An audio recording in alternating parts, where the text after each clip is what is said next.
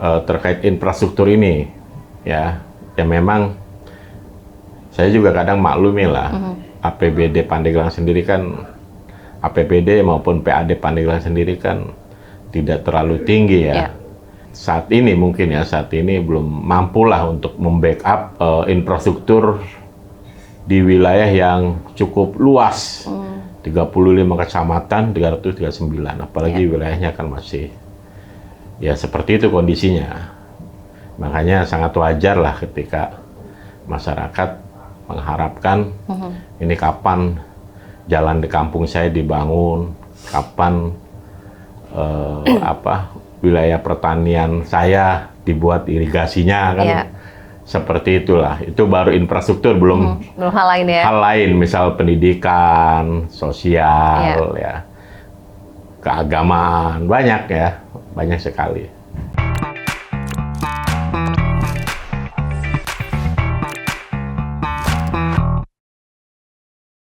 Assalamualaikum warahmatullahi wabarakatuh.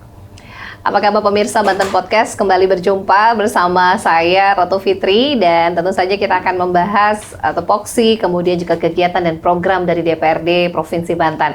Dan kali ini saya sudah bersama Bapak Nawawi selaku anggota Komisi 4 DPRD Provinsi Banten dari fraksi PKB. Langsung saja kita sapa. Assalamualaikum warahmatullahi wabarakatuh. Waalaikumsalam warahmatullahi wabarakatuh. Apa kabar Pak Dewan? Alhamdulillah baik. Alhamdulillah. Terima kasih sudah meluangkan waktu di sela kesibukan paripurna juga untuk hari ini ya Pak Dewan ya. Dan tentu saja juga kita akan ngobrol-ngobrol bagaimana fungsi dari DPRD, baik dari mulai pengawasan ya Pak, kemudian ada juga dari penganggaran dan juga legislasinya. Ini ada 3 fungsi di DPRD begitu yang juga ini saling berkaitan satu dengan lainnya. Tapi sebelum yang berat-berat, Pak Nawawi, mungkin kita sedikit cerita terkait dengan reses kemarin yang terjun langsung bertemu dengan masyarakat atau konstituen. Seperti apa nih Pak kesan dan juga apa ya curhatan dari para masyarakat di Dapil Bapak? Ya, baik. Terima kasih Mbak Ratu. Alhamdulillah kemarin kita telah melaksanakan tugas yang ditugaskan oleh pimpinan kepada kita sebagai anggota DPRD Banten masa persidangan ketiga. Dan tentunya momen reses ini yang paling ditunggu baik masyarakat maupun kita sendiri. Kita sendiri tentunya sebagai anggota dewan kita sudah kangen ya. Kita pengen ketemu dengan konstituen kita, ya. Intinya dengan momentum reses ini ya, mudah-mudahan mempererat tali silaturahim lah antara kita dengan masyarakat, terutama pendukung-pendukung kita. Dan mereka pun, saya yakin sama lah, mereka juga barangkali kalau di hari-hari kerja susah mungkin ketemu dengan kita karena kita juga disibukkan dengan kegiatan di kantor dan kunjungan kerja. Nah, tentunya momen ini juga bisa curhat lah. Ya. Nah, tentunya banyak sekali ya masukan-masukan ya, harapan-harapan masyarakat kita ya, konstituen saya sendiri ya, terutama masyarakat Pandeglang tentunya. Apalagi saya tinggal di wilayah selatan lah. Jadi banyak sekali lah harapan-harapan, masukan-masukan baik terkait program pemerintah yang sedang dilaksanakan, sudah dilaksanakan, dan tentunya program yang belum turun ya, atau yang diharapkan oleh masyarakat itu. Ini menjadi ajang silaturahmi juga, kemudian tatap muka begitu ya Pak Dewan ya, karena memang satu dan lain hal tidak bisa tiap waktu bertemu. Dengan adanya reses ini bisa menjadi menjembatani begitu ya beberapa aspirasi yang juga bisa diserap oleh Dewan begitu dari masyarakat. Dapilnya Pandeglang tadi ya Pak ya? Iya betul. Ada berapa kecamatan nih Pak? Di Pandeglang ada 35 kecamatan. 35 kecamatan loh ini. 339 desa dan kelurahan. Banyak sekali. Luar biasa ya. Pandeglang. Jadi banyak sekali masukan-masukan begitu ya Pak Dewan ya. Terlebih ya kita tahu sendirilah, Pandeglang kan boleh dikatakan kabupaten ya, di antara 8 kabupaten boleh dikata Pandeglang ini termasuk kabupaten yang ya sedikit tertinggal ya, sedikit tertinggal dibandingkan kabupaten kota yang ada di Banten ini. Karena dari secara kewilayahan dari sisi geografis juga kan paling selatan.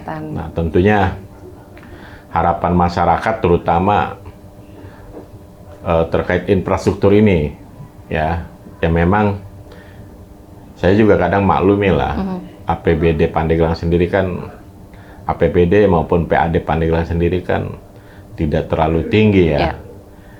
Jadi tidak saat ini belum mampulah untuk membackup infrastruktur di wilayah yang cukup luas, 35 kecamatan, 339, apalagi wilayahnya kan masih ya seperti itu kondisinya. Makanya sangat wajar lah ketika masyarakat mengharapkan ini kapan jalan di kampung saya dibangun, kapan wilayah pertanian saya dibuat irigasinya kan. Seperti itulah. Itu baru infrastruktur, belum hal lain ya. Hal lain, misal pendidikan, sosial ya. Keagamaan, banyak sekali. Seperti itu. Baik, dan pertama ini juga masuk di bidangnya Pak Dewan begitu ya, di Komisi 4 yang memang membidangi ataupun juga menjadi mitra di infrastruktur begitu ya Pak Dewan? Ya, tentunya kebetulan saya di Komisi 4 ini menjadi PR terbesar bagi saya lah. Tantangan juga bagi saya bagaimana menyelesaikan persoalan-persoalan infrastruktur yang ada di Pandeglang, ya dengan dukungan ya APBD provinsi yang saat ini mungkin kita tahu ya dalam tahun-tahun ini agak sedikit menurun, tetapi walaupun seperti itu ya kita tetap bersemangat lah bagaimana mengefektifkan APBD ini supaya anggaran ini betul-betul dirasakan masyarakat, ya.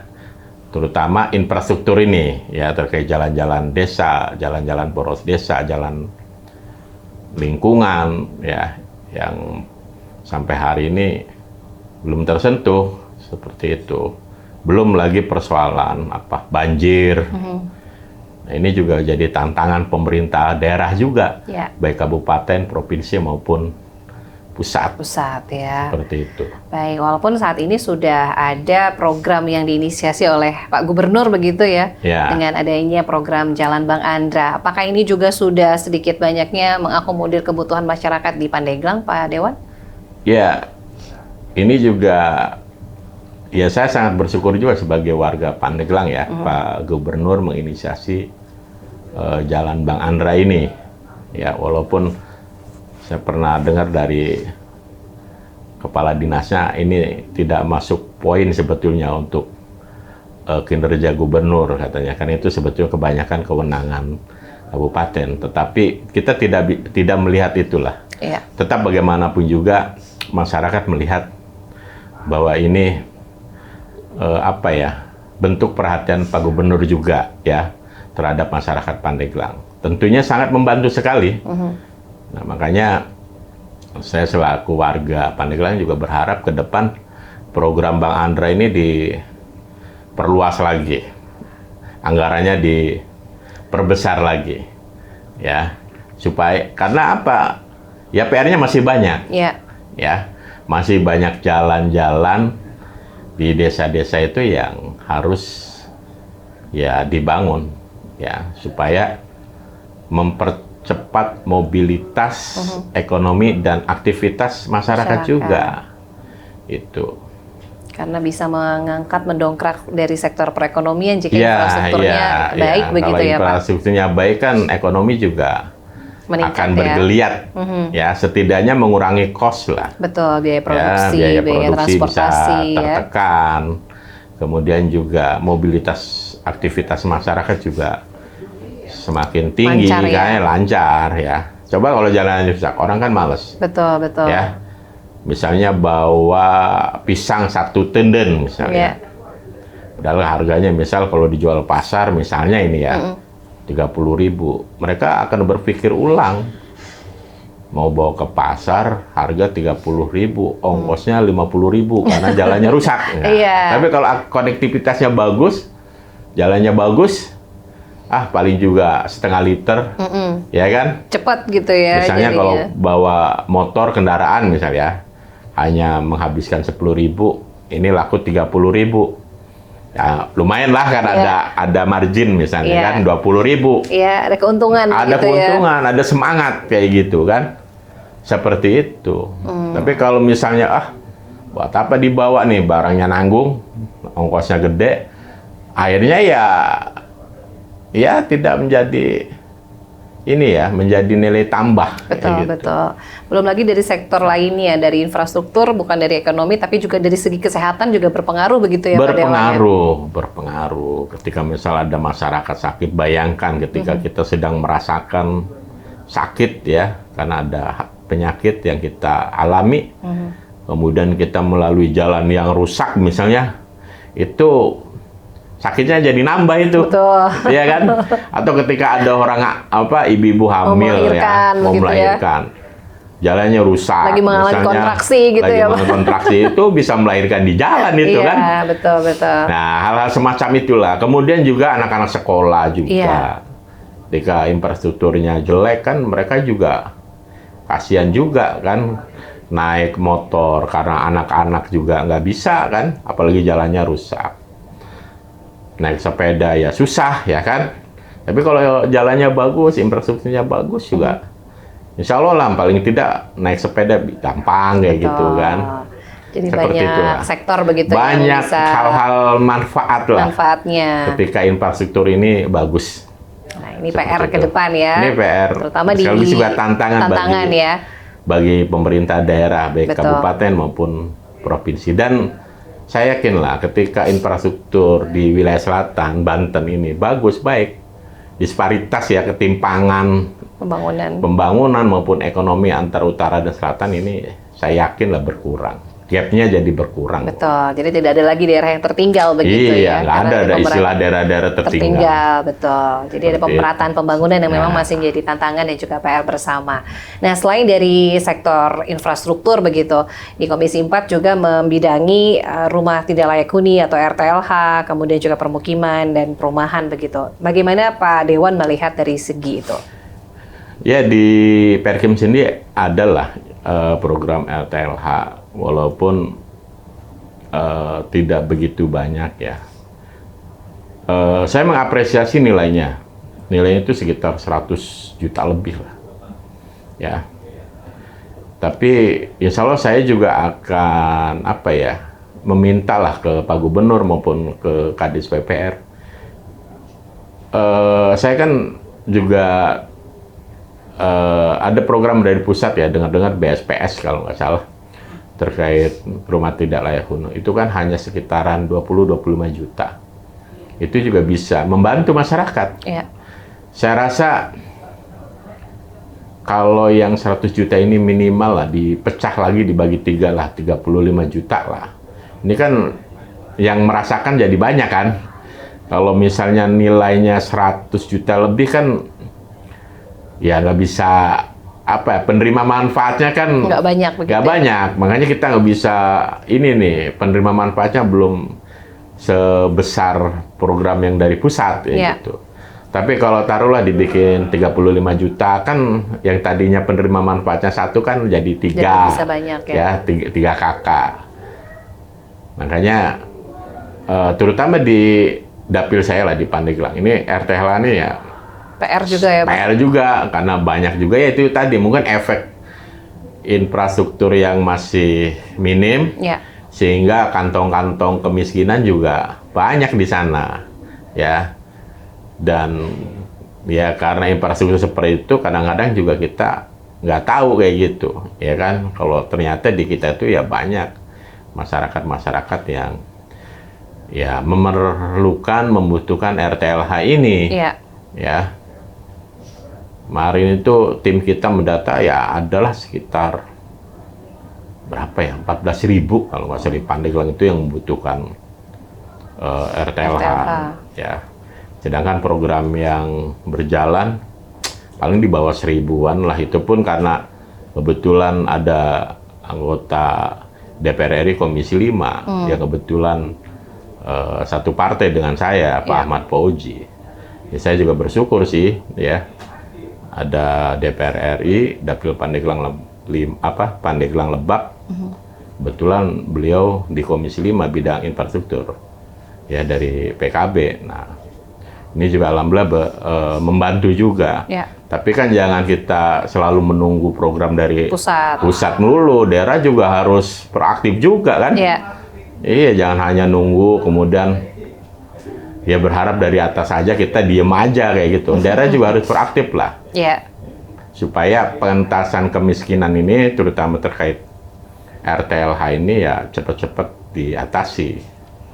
Itu. Nah, kalau dari datanya sendiri Pak Dewan, ini kan tadi memang keterbatasan anggaran begitu ya, jadi tidak bisa dalam 1 tahun begitu, tidak bisa terlalu banyak. Nah, kalau dari segi skala prioritas begitu, dari segi kebutuhan, apakah sudah sesuai tepat sasaran dari data penerima manfaat ini tadi?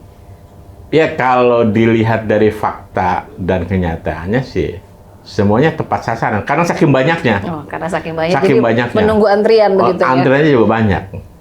Ya, saat ini programnya sudah jalan sih tepat sasaran, bahkan sedang ditunggu juga gilirannya ya. Begitu saking kadang-kadang menunggu lama, kadang-kadang ada yang swadaya juga. Kemarin saya ada yang menjapri saya tuh, Pak Dewan, wayahnya ini kita sedang swadaya untuk perbaikan rumah masyarakat yang nggak mampu. Artinya itu nggak tersentuh program. Akhirnya ya masyarakat swadaya itu juga bagus juga. Artinya ada kepedulian juga. Tapi kan terbatas ya begitu, terbatas namanya swadaya masyarakat kan terbatas. Kalau nggak ada dorongan dari pemerintah ya baik daerah maupun pusat ya susah kayak gitu. Betul. Apalagi kebanyakan semi permanen begitu ya. Ya seperti itu. Terutama ya terutama Pandeglang Selatan lah, ketika saya reses, ketika saya pada saat kampanye ya banyak sekali masukan-masukan terkait RTLH.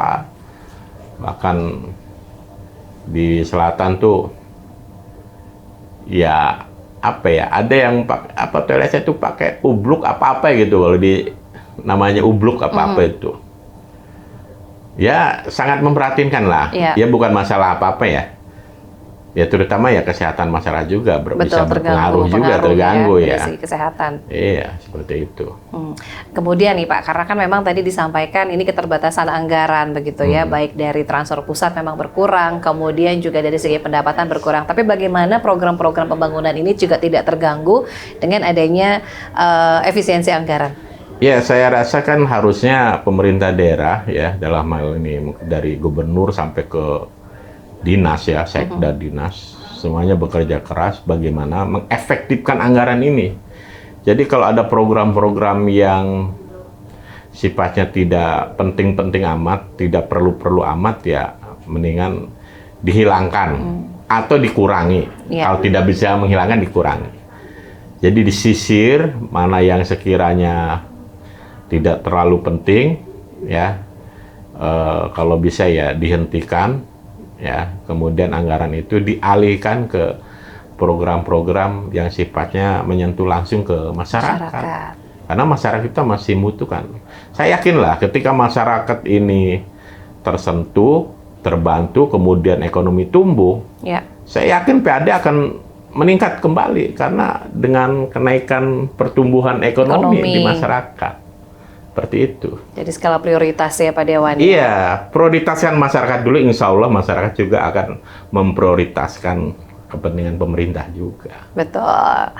Baik, ini nggak kerasa hampir di penghujung acara, tapi mungkin ada pesan dan juga harapan yang ingin disampaikan sesuai tema kita kali ini untuk masyarakat. Silakan Pak Dewan. Ya, harapan saya tentunya sebagai masyarakat, sebagai perwakilan masyarakat, saya berharap pemerintah daerah maupun pusat, walaupun dalam situasi APBD menurun atau PAD menurun atau situasi ekonomi yang memang ini global ya, yang tidak sedang baik-baik saja, kita berharap pemerintah tetap ya memperhatikan, memprioritaskan apa-apa yang menjadi kebutuhan masyarakat.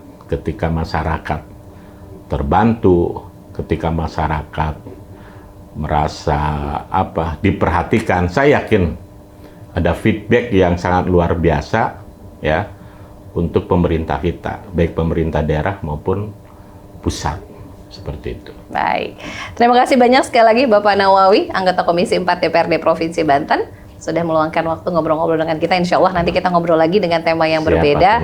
Dan mudah-mudahan berikan selalu kesehatan dan kelancaran di setiap amin, amin, amin. Dan pemirsa Banten Podcast, tuntas sudah kebersamaan kita untuk episode kali ini. Insya Allah nanti kita ketemu lagi dengan tema yang berbeda. Saya Ratu Fitri, mewakili segenap kerabat kerja undur diri. Terima kasih. Wassalamualaikum warahmatullahi wabarakatuh.